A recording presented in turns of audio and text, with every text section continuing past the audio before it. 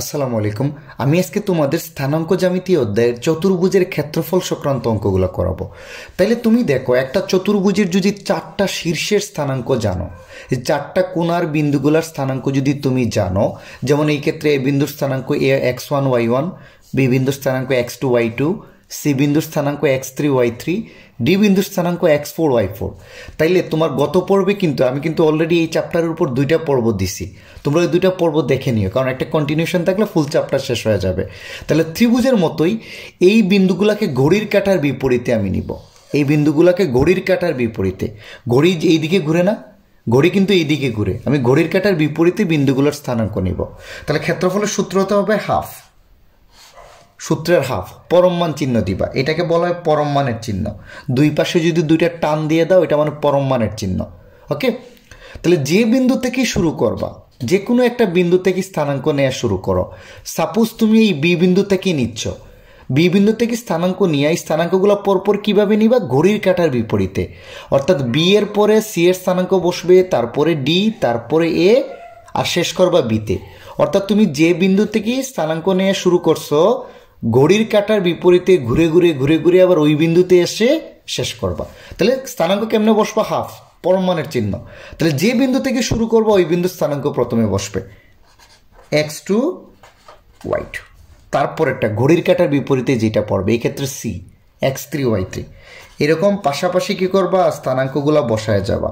তারপরে x4 y4, তারপরে D x1 y1। আর আমি বলছি যেটা থেকে শুরু করবা ওইটা হবে শেষটা। তাইলে এই যে এইটা এসে শেষ করবা। তার মানে তুমি যেইটাই নাও, তোমার দেখো, তুমি নিজে চিন্তা করে প্রথমটার স্থানাঙ্ক শেষেরটার স্থানাঙ্ক কি হবে? পরস্পর কি হবে? সমান হবে। আমি আবারও বলি, হাফ সূত্রের এই যে পরমমানের দুটো চিহ্ন আছে না দুই পাশে, এই দুইটা চিহ্নের ভিতরে তুমি যে কোনো একটা বিন্দু থেকে স্থানাঙ্ক নিয়ে ঘড়ির কাঁটার বিপরীতে স্থানাঙ্কগুলো পরপর বসাই আবার ওই বিন্দুর স্থানাঙ্ক বসাবা। অর্থাৎ প্রথমটার স্থানাঙ্ক আর শেষের লাইনের স্থানাঙ্ক একই হবে। তারপরে যে serially x3 y3, x4 y4, x1 y1, x2 y2, এটা কোন বিন্দু থেকে শুরু করবা এরকম কোনো কথা নাই। তুমি বি বিন্দু থেকে শুরু করো, একই কথা। তুমি চাইলে সি বিন্দু থেকেও শুরু করতে পারো, তুমি চাইলে ডি বিন্দু থেকেও শুরু করতে পারো। তাহলে ডি বিন্দু থেকে শুরু করলে ডি এর পরে বসবে ঘড়ির কাঁটার বিপরীতে, যে বিন্দু থেকেই বসাবা, যে বিন্দু থেকেই শুরু করবা ঘড়ির কাঁটার বিপরীতে যাবা। তো ডি এর পরে এইটা বসবে, এইটা বসবে, এইটা বসবে, এইটা বসলে তোমার আনসারটা কি চলে আসবে। ওকে, তাহলে এই সূত্রটা কেমনে অ্যাপ্লাই করবা? আগের ত্রিভুজের মতো চিন্তা করো। এই যে উপরের কোনায় কোনায় কি করব? গুণ করে দিব। এই যে উপরের স্থানাঙ্কগুলো আছে না, x2 সাথে y3 গুণ করে দিব, প্লাস করব, মানে উপরের এই যে কোনায় কোনায় গুণ করে যাব। তুমি যদি না বুঝো পেন্সিল দিয়ে এইভাবে দাগ দিয়ে দিও, তারপরে মুছে দিও। তাহলে উপরের এই কোণার সাথে নিচের কোণা যোগ করব। তাহলে এটা কত হবে? x2 y3, হাফ তো বাইরেই, x2 y3। আর পরমাণুর চিহ্ন দেয়া লাগবে না, কারণ ঘড়ির কাঁটার বিপরীতে নিলে আমি সবসময় প্লাস মানই পাই। তাহলে x2 y3, তারপরে প্লাস হবে x3 y4। এই যে এইটা দিয়ে এটাকে গুণ করছি, বাদ দাও। তারপরে x3 y4 plus x3 y4, তারপরে প্লাস কত হবে? x4 y1, তারপরে প্লাস কত হবে? x1 y2। তাহলে উপরের কোনায় কোনায় যে x2 y3 plus x3 y4 plus x4 y1 plus x1 y2, এগুলো উপরের কোনায় কোনায় আমি কি করব? গুণ করব। আর নিচের কোনায় কোনায় আমি কি করব? এই যে নিচের কোনায় কোনায় যে গুণগুলো আছে, উপরের কোনা দিয়ে গুণ করছি, তারপর নিচের কোনা দিয়েও আমি কি করব? পরপর কি করে যাব? গুণ করে যাব। এখন এই যে নিচের কোনায় কোনায় গুণ y2 x3, এগুলো বিয়োগ হবে। নিচের কোনা দিয়ে যে গুণগুলা করবা সেটা কি হবে? বিয়োগ হবে। তারপর y3 x4 minus y4 x1 minus y1 x2। এই যে দেখো, এইটা তুমি তো জাস্ট তোমার স্থানাঙ্ক দেয়া থাকবে, এইখানে যোগ বিয়োগ করলেই তুমি চতুর্ভুজের কি পেয়ে যাবা? ক্ষেত্রফল পেয়ে যাবা। আশা করা যায় তোমরা একটু বুঝছো। তাহলে তোমার চতুর্ভুজে যদি চারটা শীর্ষ দেয়া থাকে, খুব সহজ, হাফ হইল সূত্রের পরমমানের ভিতরে এই স্থানাঙ্কগুলো ঘড়ির কাঁটার বিপরীতে পরপর বসাবা। যেটা থেকে শুরু করবা ওইটা এইসা কি করবা? শেষ করবা। এই যে দেখো পরপর বসাচ্ছি। তারপর এটাকে ভাঙবো কেমনে? হাফ তো বাইরেই, এই যে উপরের কোনায় কোনায় গুণ করবো, x2 y3 প্লাস উপরের কোনায় কোনায় গুণ করে যোগ করব, আর নিচের কোনায় কোনায় গুণ করে বিয়োগ করবো। তাহলে এটা ভেঙে হয়ে যাবে, একদম ত্রিভুজের মতো। 4টা থাক, 5টা থাক, 6টা, পঞ্চভুজ, ষড়ভুজ, সবগুলোর যদি স্থানাঙ্ক দেয়া থাকে ক্ষেত্রফল তুমি এই প্রসেসে কি করতে পারো, বের করতে পারো। আচ্ছা, এখন সেম জিনিসটা, সেম ক্ষেত্রফলই যদি অনেক সময় পরীক্ষা তো ডিরেক্ট বলে, বারবার খেয়াল রাখো, পরীক্ষায় কিন্তু বলে দে চতুর্ভুজের ক্ষেত্রফলটা বের করো। ওকে, আবার কিছু ক্ষেত্রে বলে দে চতুর্ভুজের ক্ষেত্রফলটা তুমি ত্রিভুজ ক্ষেত্রের মাধ্যমে কি করো, বের করো। তাইলে তখন তুমি একটু ঝামেলায় পড়ে যাবে যে চতুর্ভুজের ক্ষেত্রফলটা আমি ত্রিভুজ দিয়ে কিভাবে বের করব, তাই না? তাইলে তোমাকে আসলে কি করতে বলছে, আসলে এই যে চতুর্ভুজটা দেখো, এটা কিন্তু 2টা ত্রিভুজ হয়েছে না, এই একটা ত্রিভুজ আর এই একটা ত্রিভুজ। ত্রিভুজ তো বুঝো 3টা বাহু দ্বারা সীমাবদ্ধ। এই কোণাটা বাদ দাও, তাইলে BCD একটা ত্রিভুজ না? সিমিলারলি এই কোণাটা বাদ দাও, তাহলে BAD একটা ত্রিভুজ না? তাহলে তোমাকে ত্রিভুজ ক্ষেত্রের মাধ্যমে চতুর্ভুজের ক্ষেত্রফল যদি বাইর করতে বলে, তাহলে তুমি আগে আইদার এই একটা ত্রিভুজের ক্ষেত্রফল বাইর করবা প্লাস এই একটা ত্রিভুজের ক্ষেত্রফল বের করবা। মানে এখানে আলাদা আলাদা করে 2টা ত্রিভুজের ক্ষেত্রফল বের করবা, যোগ করে দিলেই চতুর্ভুজ। চতুর্ভুজের ক্ষেত্রফল কি? ভিতরের এরিয়া। তো এই চতুর্ভুজের ক্ষেত্রফলও কিন্তু এই ভিতরের এরিয়া। তাহলে আমি সরাসরি একসাথে চতুর্ভুজের ভিতরের এরিয়ার ক্ষেত্রফল বের করব না, আমি ত্রিভুজ দিয়ে এই অর্ধেক বের করব প্লাস ত্রিভুজ দিয়ে এই অর্ধেক বের করব, তারপর 2টা যোগ করে দিলেই পুরো চতুর্ভুজের ক্ষেত্রফলটা পেয়ে যাব। তাহলে এই ক্ষেত্রে হবে তোমার ABCD চতুর্ভুজের কি ক্ষেত্রফল ইজ ইকুয়াল টু হবে ত্রিভুজ কত, BCD এর ক্ষেত্রফল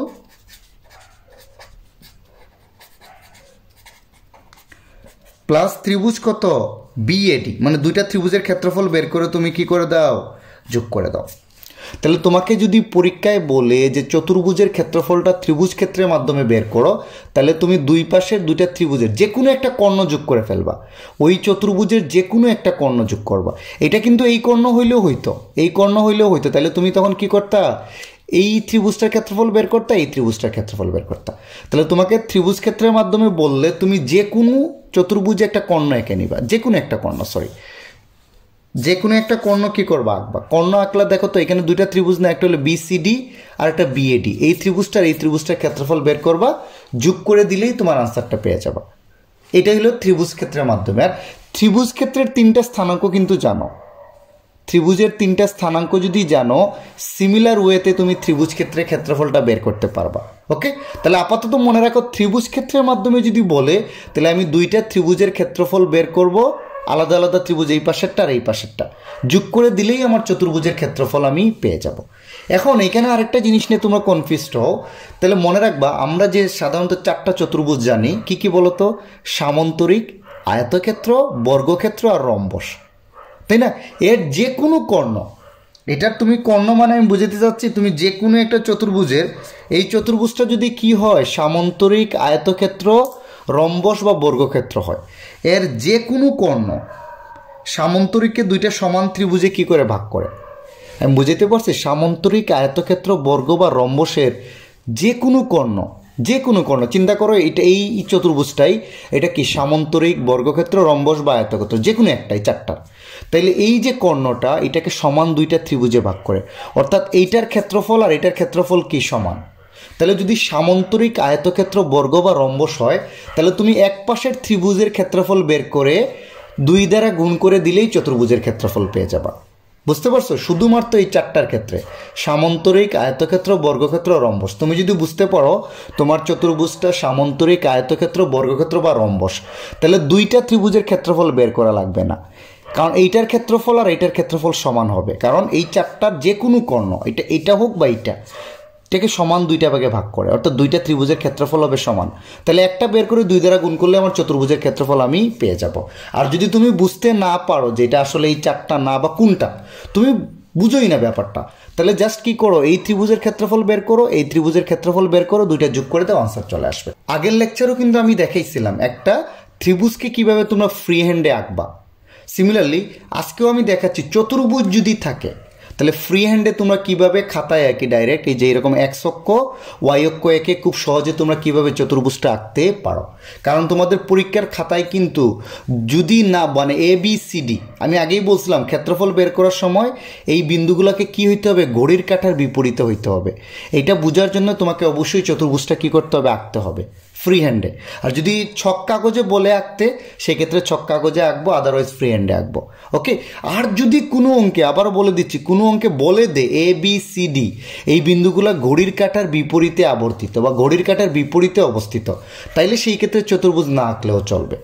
আমার চতুর্ভুজ আঁকার উদ্দেশ্য একটাই, যে বিন্দুগুলো, এই যে হাফ, যে একটু আগে তোমাকে সূত্রটা দেখাইলাম, ঘড়ির কাঁটার বিপরীতে বিন্দুগুলো নিতে হবে না, সেই বিন্দুগুলো বোঝার জন্য যে ঘড়ির কাঁটার বিপরীতের বিন্দুগুলো। কারণ তোমাকে যদি আগেই বলে দিই বিন্দুগুলো ঘড়ির কাঁটার বিপরীতে অবস্থিত, তাহলে আমার দরকার নেই। তাহলে কেমনে আঁকবো, আগের দিনও দেখাইছি, কিন্তু এটা কত -1 1, তাহলে এইদিকে কত যাবে -1, এই যে দেখো +1, তাহলে আমার এ বিন্দুর মান কত হবে -1 1, এই যে এই বিন্দুটা। সিমিলারলি বি বিন্দুর মান কত হবে 2 -1, তো 2 মানে এই দিকে না, দেখো তো 1 2, -1 কিন্তু নিচে, এই যে দেখো। তাহলে এটা আমরা আবার বি বিন্দুর স্থানাঙ্ক আইডিয়া করে করে চলে যাবা, অ্যাকুরেট হইতে এমন কোনো কথা নেই, কাছাকাছি যেতে থাকে। সি এর মান কত 3 3, তাহলে 1 2 3, 1 2 3, এটা হবে 3 3, এটা কার মান, সি এর মান, এই যে এই পয়েন্ট। তাহলে ডি এর মান কত 1 6, 1 2 3 4 5 6, এই যে 1 6, এটা কার মান, ডি এর মান। তাহলে তুমি এই চারটা বিন্দু কি করে দাও, যোগ করে দাও, স্কেল দিয়ে যোগ করে দাও, তাইলেই দেখবা তোমার চতুর্ভুজটা কি তুমি পেয়ে যাও। বুঝছো না, বুঝো না? এই যে দেখো আমি আমার চতুর্ভুজটা পেয়ে গেছি, আমি স্কেল দিয়ে করি নাই, তো তোমরা একটু স্কেল দিয়ে করবা। এই যে জাস্ট 4টা লাইন, ওকে, এই যে 4টা লাইন আমি স্কেল দিয়ে করি নাই, তোমাদের কাছে দেখতে একটু ইয়ে লাগতেছে, বাট তোমরা অবভিয়াসলি স্কেল দিয়ে করবা। এটা হলো তোমার চতুর্ভুজ। এইভাবে ফ্রি হ্যান্ডে তোমরা চতুর্ভুজটা এঁকে নিবা। কেন আঁকবো আবারও বলি, তাহলে এই যে দেখো এর বিপরীতে কিন্তু এইটা, ঘড়ির কাঁটার বিপরীতে বিন্দুগুলো বোঝার জন্য আমি চতুর্ভুজটা কি করব, আঁকবো। আর কোথাও যদি বলে দে বিন্দুগুলো ঘড়ির কাঁটার বিপরীতেই আছে, তাহলে না আঁকলেও চলবে। ওকে, তারপর লাস্ট টপিকটা দেখো, চতুর্ভুজের পরিসীমা কি। যে কোনো জিনিসের পরিসীমা মানে তার বাহুগুলার যোগফল।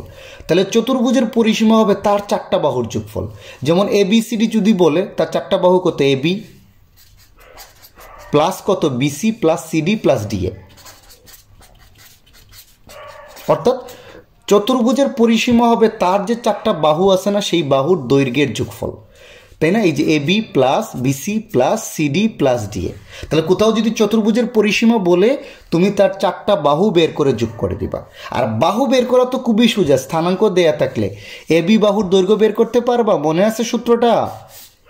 ওই যে এই সূত্র দিয়ে x1 মাইনাস x2, দুইটা বিন্দুর দূরত্ব বের করার, whole square, plus y1 minus y2 কত, হোল স্কয়ার। তাহলে এখানে তুমি স্থানাঙ্ক জানো, তাহলে এবি এরকম, এই সূত্র অ্যাপ্লাই করে এবি বের করে ফেলবা। সিমিলারলি বিসি অ্যাপ্লাই করে ফেলবা, এই সূত্রে অ্যাপ্লাই করে সিডি বের করে ফেলবা, ডিএ বের করে ফেলবা। ওকে, আমি কিন্তু প্রথম লেকচারে দূরত্ব নির্ণয়ের পুরো একটা লেকচার আছে, তোমরা দেখে নিও যদি না বুঝো কেউ। ওকে, চলো আমরা অঙ্কে যাই, তাহলে জিনিসগুলো দেখবা তোমাদের আরও বেশি ক্লিয়ার হয়ে যাচ্ছে। তোমরা 1 নম্বর অঙ্কটা দেখো তো, এ বি সি ডি, শীর্ষ বিশিষ্ট এ বি সি ডি চতুর্ভুজের কি বের করতে বলছে, ক্ষেত্রফল। তাইলে প্রথমে আমার কি কাজ করতে হবে, আমি তো সূত্র জানি, এই বিন্দুগুলোকে ঘড়ির কাঁটার বিপরীতে বসাইতে হবে, তাই না, পরম মানের ভিতরের জায়গায়। তাইলে এটা বোঝার জন্য এই বিন্দুগুলো যে ঘড়ির কাঁটার বিপরীতে আছে, আমি বলছি যদি না বলে দে অঙ্কে, এখানে কিন্তু আমি জানি না এর পরে বি আছে কিনা, বি এর পরে, মানে তোমাকে যদি আমি চতুর্ভুজটা আঁকি তাহলে বুঝতে পারবা। এমনও তো হইতে পারে এর পরে সি আছে, তারপরে বি আছে, তারপরে ডি আছে, রাইট? তাহলে তোমার কি এর পরে সি এর স্থানাঙ্ক বসানোর কথা, আর সিরিয়ালি বসাইলে কিন্তু এর পরে তুমি বি বসায় দিতে পারো। তাই আমাকে আগে কি করতে হবে, এই চতুর্ভুজটাকে ফ্রি হ্যান্ডে এঁকে নিতে হবে। যদি না তোমাকে যদি কেউ বলে দে এর পরে বি আছে, বি এর পরে সি আছে, সি এর পরে ডি, এগুলো ঘড়ির কাঁটার বিপরীতেই আছে, তাহলে তোমার আর আঁকার দরকার নেই। আর যদি কনফিউজ থাকো আঁকবো কি আঁকবো না, এঁকে দাও, তাহলে ঝামেলা শেষ। তাহলে এ বিন্দু বসাই 1 4 1 4, 1 2 3 4, এই যে এটা হলো এ বিন্দু। ওকে, জাস্ট ফ্রি হ্যান্ডে আঁকবা, তারপর স্কেল দিয়ে 4টা পয়েন্ট যোগ করে দেবা। বি বিন্দু কত, -4 3, 1 2 3 4 3, 1 2 3, এই যে দেখো -4 3, এটা হচ্ছে গিয়া বি বিন্দু। সিমিলারলি সি বিন্দু 1 -2 1 1 2, এটা হলো সি বিন্দু 1 -2। তারপরে ডি বিন্দু কত, 4 0 1 2 3 4, এই যে এটা ডি বিন্দু, এটা হলো কত, 4 0। এখন তুমি জাস্ট কি করো, স্কেল দিয়ে এই যে 4টা পয়েন্ট যোগ করে দাও, যে 4টা বিন্দু পাইছো না, এই 4টা বিন্দুটা তুমি কি করো, যোগ করে তাও এই যে এটা হয়ে যাবে তোমার তোমার চতুর্ভুজ। এই যে এর ভিতরে যে জায়গাটা আছে না, এটা হয়ে যাবে তোমার কি চতুর্ভুজ। ডান। তাহলে তোমাকে ফ্রি হ্যান্ডে এই চতুর্ভুজটা এঁকে ফেলতে হবে। ফ্রি হ্যান্ডে জাস্ট কতক্ষণ লাগে? 30 সেকেন্ড, 40 সেকেন্ড। ওকে, একদম অ্যাকুরেট হইতে হবে না, আইডিয়া করে আমি যেভাবে আঁকলাম। এখন অবশ্য সূত্রটা কি হাফ থাকবে বাইরে, পরম মানের ভিতরে যে কোনো জায়গাতেই বসো। আমি এই পয়েন্ট থেকে শুরু করব, এই পয়েন্ট থেকে ঘড়ির কাঁটার বিপরীতে আবার এই পয়েন্টটা এসে শেষ করবো। তাহলে প্রথমে কেমনে লিখবো? 1 -2, এই দুইটার স্থানাঙ্ক পরপর লিখে যাবো উপরে নিচে। তারপরে ঘড়ির কাঁটার বিপরীতে 40, তারপরে কত 14, তারপরে কত -43, তারপরে আবার কত 1 -2, পরম মানের চিহ্ন শেষ। বুঝছে না? বুঝে নাই? আর সেকেন্ড লাইন থেকে আমি আর পরম মানের চিহ্ন দিব না, কারণ এটার মান প্লাসই আসবে, ঘড়ির কাঁটার বিপরীতে নিছি তো। তাহলে আমি কি বলছিলাম মনে আছে? দেখো তো, আমি কিন্তু এই যে উপরেরগুলা গুণ করে করে যোগ করব। তাহলে গুণ করি, 1 এ 0 গুণ করলে কত হয়? 0ই হয়। প্লাস 4 4 কত হয়? 16, সূত্রের প্লাস। 1 এ 0 1, 4 4 16, 3 1 কত? 3, প্লাস এই যে দেখো -4 আর -2 গুণ করলে কত হয় বলো তো? গুণ করতেছি কিন্তু মাইনাসে মাইনাসে +8 যোগ করব, রাইট? তারপরে কিন্তু এগুলা কি করব? মাইনাস, এই যে নিচের গুলা, এই যে এটা দিয়ে এটা গুণ করে কি করব? মাইনাস, এই যে এটা দিয়া এটা দিয়া এটা দিয়া এটা দিয়া। তোমরা এটা এইভাবে করতে পারো, করে মুছে দিতে পারো, অনেকে এমনিই পারে। এই যে নিচের কোনায় কোনায় গুণ করব। তো -2 আর 4 এ গুণ করলে কত হয়? -8 না? এই যে এইগুলো কিন্তু আমি মাইনাস করব, -8। আমার কথা বুঝছো? মাইনাস করব কিন্তু -8, তারপরে মাইনাস, নিচের গুণগুলো কিন্তু 0 মানে মাইনাস করতে হয়, উপরেরগুলো যোগ, উপর থেকে গুণ করলে যোগ, নিচেরগুলো মাইনাস। হ্যাঁ, সূত্রের এই নিয়মই এটা। 0-র সাথে 1 গুণ করলে 0, সূত্রের মাইনাস। আর এই যে 4 আর -4 গুণ করলে কিন্তু -16, তাহলে এই যে -16 বিয়োগ করব। সিমিলারলি 3 1 3 অর্থাৎ -3 বিয়োগ করব। বুঝছো না? বুঝো নাই? তাহলে এই জিনিসটা ক্যালকুলেশন এখন করে দাও। হাফ, তাহলে 16 আর 3 19, 19 আর 8 এখানে কত আসে? 27। আর এই মাইনাসে মাইনাসে জিনিসটা কিন্তু +8 হয়ে যাবে, 0 বাদ, মাইনাসে মাইনাসে +16, 3টা কিন্তু মাইনাসই আছে।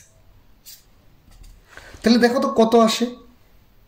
27 আর 8 হলো 35, 35 51, 51 করতে কি 3 গেলে 48, অর্থাৎ হাফ ইন্টু থাকবে 48 সমান সমান আসবে 24। আর যেহেতু ক্ষেত্রফল এখানে একটু দিয়ে দিও আর কি বর্গ একক, মানে এখানে যেহেতু আমি কোনো একক জানি না, এটা মিটার থাকলে মিটার স্কোয়ার হবে, সেন্টিমিটার থাকলে সেন্টিমিটার স্কোয়ার, তাই আমি বর্গ একক হিসাবে একটা প্রতীকী একক দিয়ে দিচ্ছি। খুব সুজারে ভাই, জাস্ট ঘড়ির কাঁটার বিপরীতে বিন্দুগুলোকে পরপর বসায় দাও।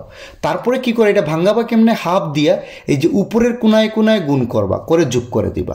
আর নিচেরগুলো মাইনাস এটা ইন্টু এটা, মাইনাস এটা ইন্টু এটা, মাইনাস এটা ইন্টু এটা, মাইনাস এটা ইন্টু এটা, যোগ বিয়োগ করে আনসার চলে আসবে। চলো আমরা আরেকটা অঙ্ক করি। এখন তোমরা 2 নম্বর অঙ্কটা দেখো তো, খুবই ইম্পর্টেন্ট, এটা অনেকে বুঝি না আমরা কিভাবে করব। সিমিলারলি ABCD চতুর্ভুজের 4টা শীর্ষবিন্দু দেয়া আছে। আমাকে আগের অঙ্কের মতোই চতুর্ভুজটার ক্ষেত্রফল বের করতে বলছে, বাট এখানে একটু পেজগি দিয়ে দিছে যে বলছে ত্রিভুজ ক্ষেত্রের মাধ্যমে, অর্থাৎ এই চতুর্ভুজের ক্ষেত্রফল ডিরেক্ট আগের মতো বের করলে হবে না, ত্রিভুজের ক্ষেত্রফল বের করার মাধ্যমে বের করতে হবে। তাহলে ফার্স্ট কাজটা আগে আমরা চতুর্ভুজটা এঁকে বলি ফ্রি হ্যান্ডে। তাহলে এর মান কত? 2 - 3, এই যে দেখো 1 2, -3 মানে নিচে না 1 2 3, তাহলে 2 - 3, এটা হয়ে যাবে এ এর মান।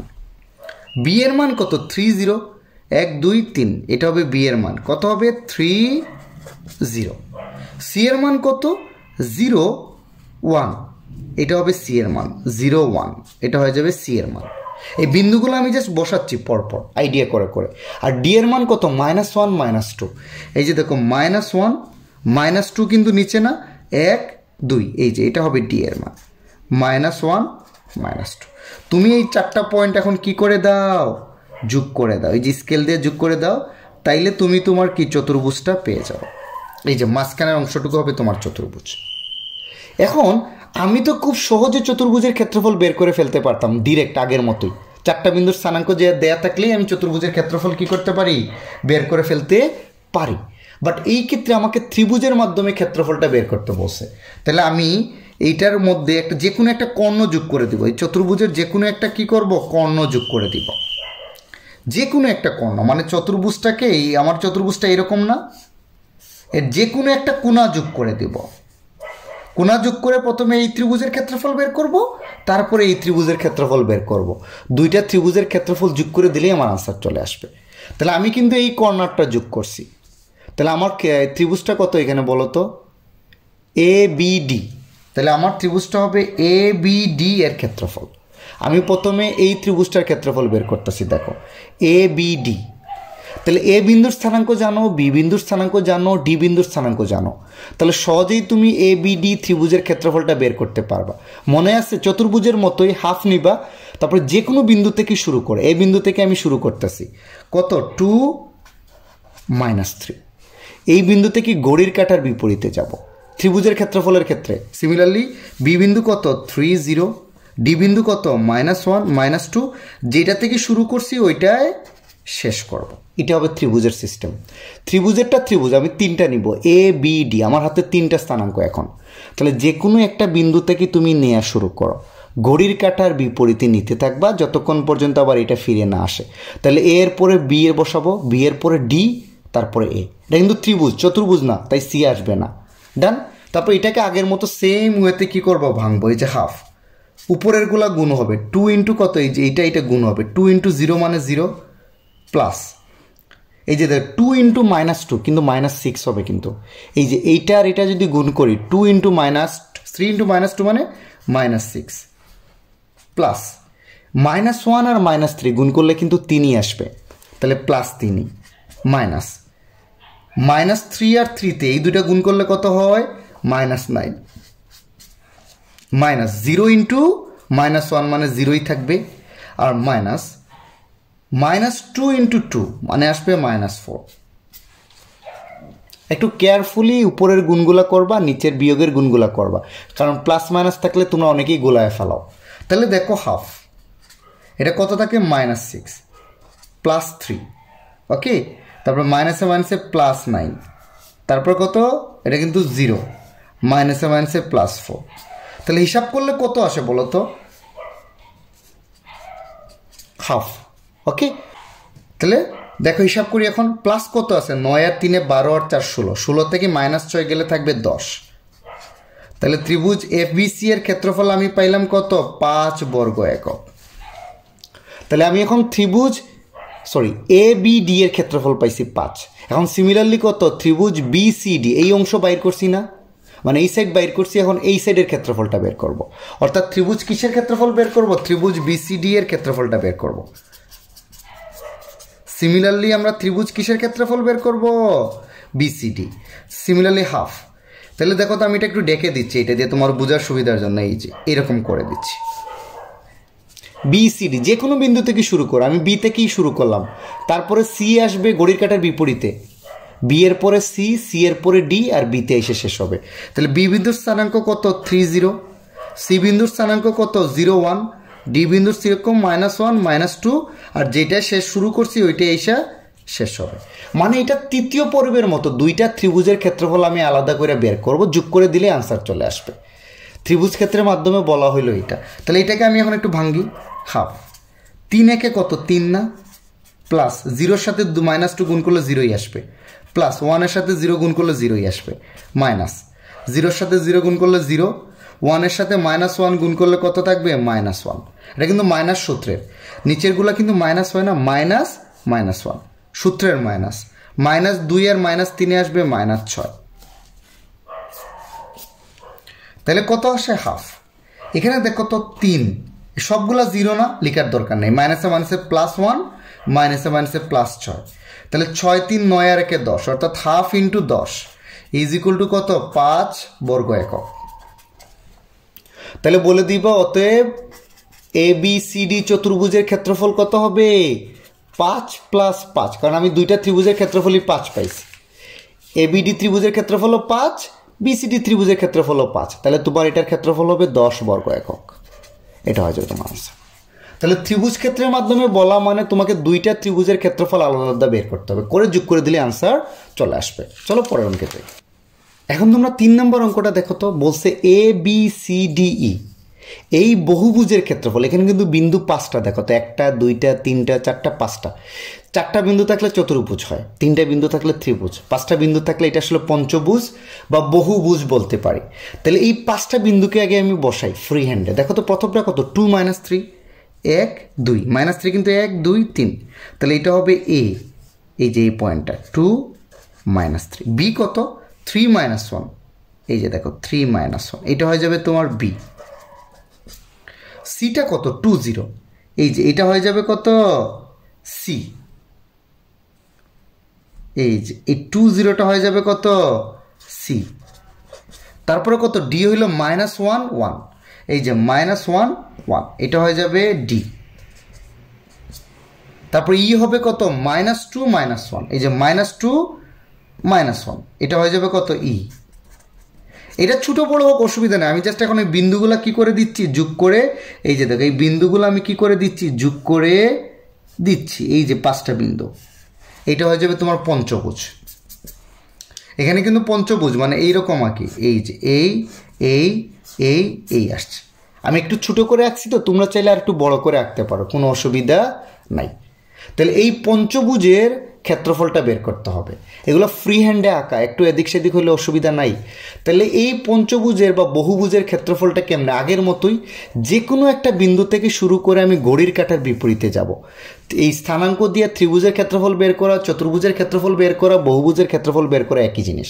তাহলে আমরা ঘড়ির কাঁটার বিপরীতে যে কোনো একটা, আমি ই থেকে শুরু করতেছি, তাহলে ঘড়ির কাঁটার বিপরীতে পরে পাবো A B C D E, এইভাবে ঘড়ির কাঁটার বিপরীতেই সেইখানে শেষ করবো। ইটা লিখলাম -2 -1, তারপর এ এর কত বলো তো, ঘড়ির কাঁটার বিপরীতে তারপর এ আসে 2 - 3, বি এর কত 3 - 1, সি এর কত 2 0, ডি এর কত -1 1, ই এর কত -2 1। তাহলে যে বিন্দু থেকেই শুরু করবা ওই বিন্দুতে শেষ। বুঝতে পারছো তোমরা আমার কথা, যে বিন্দু থেকে তুমি স্থানাঙ্ক নেওয়া শুরু করবা, ঘড়ির কাঁটার বিপরীতে এ বিন্দু নিবা, বি বিন্দু সি বিন্দু ডি বিন্দু, ই বিন্দুতে এসে শেষ করে দিবা। ওকে, তাহলে আশা করা যায় একটু বুঝছো। তাহলে এখন আগের মতো এটা, এখানে কিন্তু মান আসবে 6টা, কারণ এটা পঞ্চভুজ। ওকে, তাহলে এটাকে আমি এখন একটু ভাঙ্গি, মনে আছে ভাঙ্গার সিস্টেমটা, উপরের গুণগুলো। আর এখানে কি বলছে, এই বহুভুজের ক্ষেত্রফল তোমাকে দেখাইতে হবে 11 বর্গ একক। দেখাও যে এত বহুভুজের ক্ষেত্রফল হলো 11 বর্গ একক। এখানে আমি বহুভুজের ক্ষেত্রফলটা বের করি, যদি 11 আসে তাহলে বলে দিব এই বহুভুজের ক্ষেত্রফলটা 11 বর্গ একক, আদারওয়াইজ বলে দিব না এটার ক্ষেত্রফলটা 11 বর্গ একক না। তাহলে আমি গুণ করতেছি, এই -2 আর -3 গুণ করলে কত আসে 6, মাইনাসে মাইনাসে প্লাস, 3 2 6, এই যে প্লাস 2 আর -1 কিন্তু -2, তাহলে 6 এর সাথে -2 যোগ করব, প্লাস 3 এর সাথে 0 যোগ করলে 0, গুণ করলে 0, প্লাস 2 1 কত 2, প্লাস -1 আর 1 গুণ করলে -1, উপরেরটা শেষ। এখন নিচেরগুলো লিখবো মাইনাস। দেখো -1 আর -2 গুণ করলে কত -2, মাইনাস -3 আর 3 গুণ করলে কত -9, তারপর সূত্রের মাইনাস, -1 আর 2 গুণ করলে -2, তারপরে 0-র সাথে গুণ করতেছি 0ই, -2। জাস্ট উপরেরগুলা গুণ করে যোগ করছি, নিচেরগুলা গুণ করে করে কি করছি, বিয়োগ করছি, আর কিচ্ছু না, একদম সহজ সূত্র। তারপরে আসো হাফ। তাহলে আমি এটা ভেঙে দিচ্ছি, 6 -2, 0কে আর লিখলাম না, 0 থাকলেই কি না থাকলেই কি 2 -1, এটা মাইনাসে মাইনাসে +2, মাইনাসে মাইনাসে +9, মাইনাসে মাইনাসে +2, মাইনাসে মাইনাসে +2। তা আমি ছোট্ট একটু ক্যালকুলেশন ভুল করছি, বসানোর সময় দেখো এই যে ই বিন্দুর স্থানাঙ্কটা এখানে কিন্তু -2 -1 হবে, আমি শুধু +1 দিয়ে করছিলাম, তাই এখানে কিন্তু -1 হয়ে গেছে, এটা অসবাই +1 হবে, এটা হয়ে যাবে +1। তাহলে তুমি ক্যালকুলেশন করে দেখবা এটা আসবে হাফ ইন্টু কত 22 যোগ বিয়োগ করলে, তাইলে এটার মান হয়ে যাবে 11 বর্গ একক। তাহলে বলে দিবে হ্যাঁ এই চতুর্ভুজের ক্ষেত্রফলটা কি হবে, 11 বর্গ একক হবে। আশা করা যে পারবা। চলো আমরা পরের অঙ্কে যাই। এখন তোমরা 4 নম্বর অঙ্কটা দেখো তো কি বলছে, এ বি সি ডি বিন্দু 4টি ঘড়ির কাঁটার বিপরীত দিকে আবর্তিত। অর্থাৎ এই বিন্দুরা আমার চতুর্ভুজ না আঁকলেও চলবে, আমাকে বলেই দিছে এর ঘড়ির কাঁটার বিপরীতে এর পরে বি আছে, বি এর পরে সি আছে, সি এর পরে কত আছে ডি। ওকে, বা তুমি যদি চতুর্ভুজটা আঁকো বলেই দিছে এর পরে আসবে বি, বি এর পরে সি, সি এর পরে ডি। তাহলে এই চতুর্ভুজটা আঁকার আমার দরকার নেই, আমার ঘড়ির কাঁটার বিপরীতে তো আমি আগেই জানি। আর তুমি আরেকটা জিনিস দেখো, ডিতে কিন্তু একটা স্থানাঙ্ক মিসিং আছে K3, অর্থাৎ ডি বিন্দুর স্থানাঙ্ক আমি জানি না, সো আমি চতুর্ভুজটা চাইলেও ফ্রি হ্যান্ডে আঁকতে পারবো না। সো এরকম যদি থাকে তুমি ধরে নিবা যে বিন্দুগুলো ঘড়ির কাঁটার বিপরীতে আছে। তাহলে আমাকে বলছে ABCD চতুর্ভুজের ক্ষেত্রফল, ত্রিভুজ ABC এর ক্ষেত্রফলের কয় গুণ হইলে? 3 গুণ হলে কে এর মান বের করো। তাইলে আমি প্রথমে ABCD চতুর্ভুজের ক্ষেত্রফল বের করি, ত্রিভুজ ABC এর ক্ষেত্রফল বের করি, প্রশ্ন মতো ওইটার সমান এটার 3 গুণ বসায় দিলে আমি কে এর মান পেয়ে যাব। তাহলে প্রথমে আমি কি বের করতেছি দেখো, ABCD চতুর্ভুজের ক্ষেত্রফল। আমি কিন্তু এখানে আর চিত্র আঁকবো না, কারণ আমি জানি সবগুলোই ঘড়ির কাঁটার বিপরীতে দেয়া আছে। তাহলে তুমি যে কোনো বিন্দু থেকে শুরু করো, এ থেকে শুরু করো, এই যে দেখো ঘড়ির কাঁটার বিপরীতে বি আসবে, তারপরে কত আসবে? সি আসবে, তারপরে কত আসবে? এটা আসবে, আর যেটা থেকে শুরু করব ওইটাতে শেষ। তাহলে আমি প্রথমে ABCD চতুর্ভুজের ক্ষেত্রফলটা বের করতেছি। সিস্টেমটা কি? হাফ, 3 দুগুণা কত? 6, প্লাস -4 আর 1 গুণ করলে 4ই হবে, -4 × -1 4ই হবে। তারপর 3 6 কত? 18, প্লাস 4 × K মানে 4K, মাইনাস এটা কিন্তু -16, 4 4 কিন্তু -16, মাইনাস 6 দুগুণা কত? 12, মাইনাস K × 1 মানে -K, তারপরে -9, ওকে। তারপরে এটা আমরা কত লিখতে পারি? হাফ, 6 আর 4 কত? 10, 18 আর 10 কত? 28, প্লাস 4K, মাইনাসে মাইনাসে প্লাস 16, -12, মাইনাসে মাইনাসে প্লাস K, -9। এই ক্যালকুলেশন তোমার ইচ্ছা, যোগ বিয়োগ তোমার ক্যালকুলেটার আছে, তুমি ক্যালকুলেটারও অ্যাট এ টাইম করে ফেলতে পারো। তাহলে দেখো তো হাফ, এখানে 4টা K আছে আর এখানে একটা K, কয়টা হবে? টোটাল 5টা K। আর 28 আর 16 কত? 44, 44 থেকে 12 আর 9 মানে 21 কি হবে? বিয়োগ দিয়া দিব আমি। তাহলে 28 আর আমি 16 যোগ করলাম, 2টা প্লাস, 44 হলো। 44 থেকে 12 যদি আমি বাদ দিই তাইলে হয় 32, ওকে। আর 32 থেকে 9 যদি আমি বাদ দিই তাইলে হবে কত? 21। তাহলে আমার এখানে +21 থাকবে। তাহলে আমি চতুর্ভুজের ক্ষেত্রফল এত পেয়ে গেলাম। সিমিলারলি এখন আমাকে কার ক্ষেত্রফল বের করতে হবে? ত্রিভুজ ABC এর ক্ষেত্রফল, তাই না?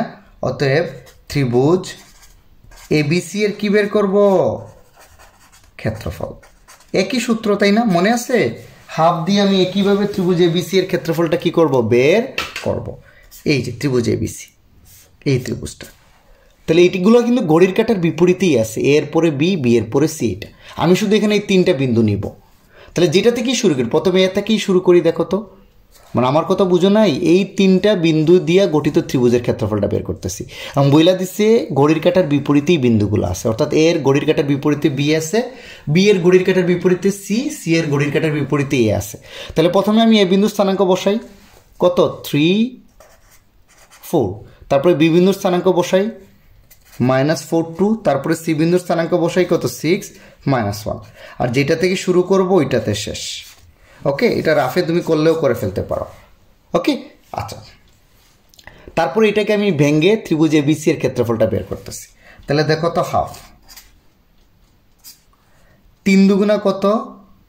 6, মাইনাসে মাইনাসে প্লাস হয়ে যাবে 4, প্লাস 24, মাইনাস মাইনাস কিন্তু 16, এই সাইডে গুণ করলে কত? 4 × -4 -16 না? 16, এই জিনিসটা মাইনাসে মাইনাসে প্লাস হয়ে যাবে 16, যে -16 মানে -16 মানে +16 হয়ে যাবে, -12, তারপরে -3 মাইনাস করলে জিনিসটা আসলে প্লাস হয়ে যাবে। তাহলে এটা কত আসে বলো তো? হাফ। এটা কত? 6 4 10, 24 34, 50, 50 আর 3 কত? 53, 53 থেকে 12 বিয়োগ করলে আসে 41, অর্থাৎ 41/2। তাহলে ত্রিভুজ ABC এর ক্ষেত্রফল পাইলাম 41/2, আর ABCD চতুর্ভুজের ক্ষেত্রফল পাইলাম এইটা। বইলা দিছে না এই ক্ষেত্রফলটা এটা 3 গুণ। এই যে ABCD চতুর্ভুজের ক্ষেত্রফল ত্রিভুজ ABC এর ক্ষেত্রফলের কয় গুণ? 3 গুণ। তাহলে আমরা ABCD চতুর্ভুজের ক্ষেত্রফল এত পাইছি, এইটার কয় গুণ হবে? 3 গুণ। তাহলে প্রশ্ন মতে আমরা কি লিখতে পারি? এই যে ABCD চতুর্ভুজের ক্ষেত্রফল, এটা কত? হাফ 5k প্লাস 21, আর এই ত্রিভুজের ক্ষেত্রফল কত 41/2 না? এটার কয় গুণ বলছে 3 গুণ। এটাই বলছে দেখো এবিসিডি চতুর্ভুজের ক্ষেত্রফল, এই যে এইটা এবিসি ত্রিভুজের ক্ষেত্রফলের কয় গুণ 3 গুণ। তাইলে এখান থেকে তোমাকে কে এর মান বের করতে হবে। এই কারণে আমরা আগে এবিসিডি চতুর্ভুজের ক্ষেত্রফল বের করছি, এবিসি ত্রিভুজের ক্ষেত্রফল বের করছি, প্রশ্ন মতে এইটার সমান এইটার 3 গুণ বসায় দিছি।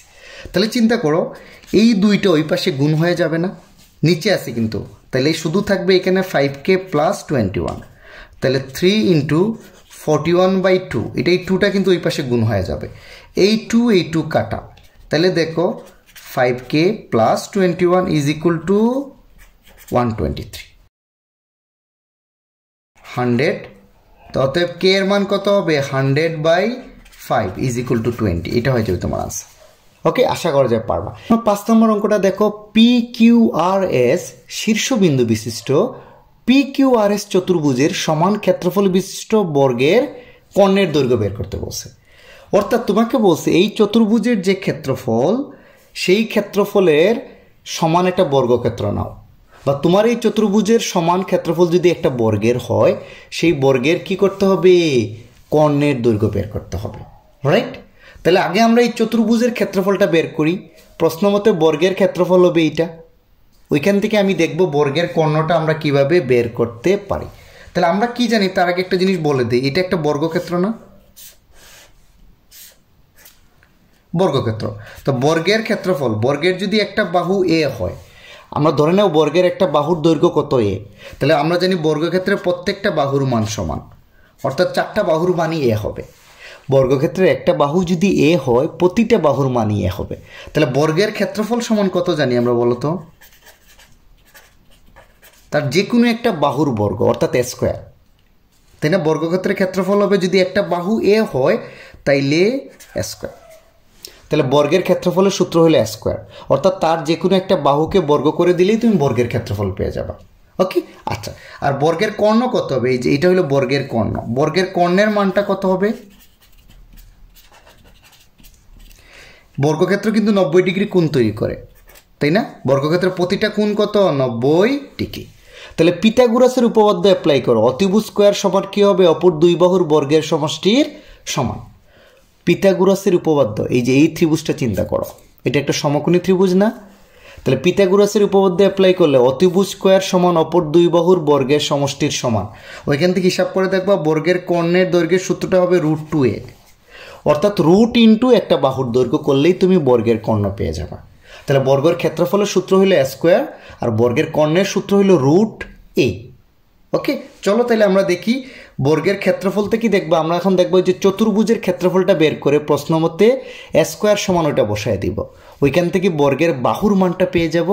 বর্গের বাহুর মান পাইলে এই সূত্রে বসায় দিলেই বর্গের কর্ণের মান পেয়ে যাব। তাহলে আগে আমরা কি করি, PQRS চতুর্ভুজের ক্ষেত্রফলটা বের করি। তাইলে সিমিলারলি আগের মতোই আমরা কি করি, চতুর্ভুজটা এঁকে ফেলি। প্রথমটা কত 5 2, 1 2 3 4 5, 1 2, এটা হয়ে যাবে P। তারপর Q কত -3, 1 2 3, -3 2, 1 2, এটা কত Q। আর কত 4 -1, এই যে 4 1 2 3 4, 4 -1, এটা হবে R। আর S কত -2 -1, এই যে এটা হবে তোমার S। তাহলে আমি 4টা বিন্দু পেয়ে গেছি না? দেখো তো, এই একটা বিন্দু, এই একটা বিন্দু, এই একটা বিন্দু, আর এই 4টা বিন্দু আমি স্কেল দিয়ে যোগ করে দিব, আর কিচ্ছু না। এটা হয়ে যাবে আমার PQRS চতুর্ভুজ। এই যে ভিতরটা PQRS কত চতুর্ভুজ, তার ক্ষেত্রফলটা আমি বের করে ফেলি। আমি ঘড়ির কাঁটার বিপরীতে বিন্দুগুলো বসাবো, ঘড়ির কাঁটার বিপরীতে। তাহলে আমি এখান থেকে শুরু করতেছি। প্রথমটা হবে কত -2 -1, তারপরেরটা কত হবে ঘড়ির কাঁটার বিপরীতে 4 -1, 5 2 -3 2 -2 -1, এই যে। এখন এটাকে তুমি কি করো, ভেঙে ফেলো আগের মতোই। সূত্র এটা জানো ভাঙতে হয় কেমনে, এই যে এইটা ইন্টু এটা প্লাস -2 -1 মানে 2, প্লাস 4 দুগুণা কত 8, প্লাস 5 দুগুণা কত 10, প্লাস 3 একে কিন্তু 3ই হবে, মাইনাস এই মাইনাস 4 করলে জিনিসটা প্লাস হয়ে যাবে, সিমিলারলি এটা মাইনাস সূত্রের -5কে মাইনাস করলে এটা হয়ে যাবে +5। সিমিলারলি এটা হয়ে যাবে +6, এটা হয়ে যাবে +4। তাইলে এটা যদি আমরা হিসাব করি তাইলে পাবো আমরা কত বলো তো, 8 2 10, 10 10 20, 23 27 32, 38 আর 4 কত 42। তাহলে ইজ ইকুয়াল টু আসবে কত 21 বর্গ একক। তাহলে দেখো চতুর্ভুজের ক্ষেত্রফল কিন্তু আমি এটা পাইছি। আমাকে বলে দিছে আমার এই চতুর্ভুজের ক্ষেত্রফলটা কি, যদি একটা বর্গের ক্ষেত্রফলের সমান হয় তাহলে ওই বর্গের কর্ণের দৈর্ঘ্য। তাহলে অতএব আমরা লিখতে পারি বর্গের ক্ষেত্রফলটা এইটা।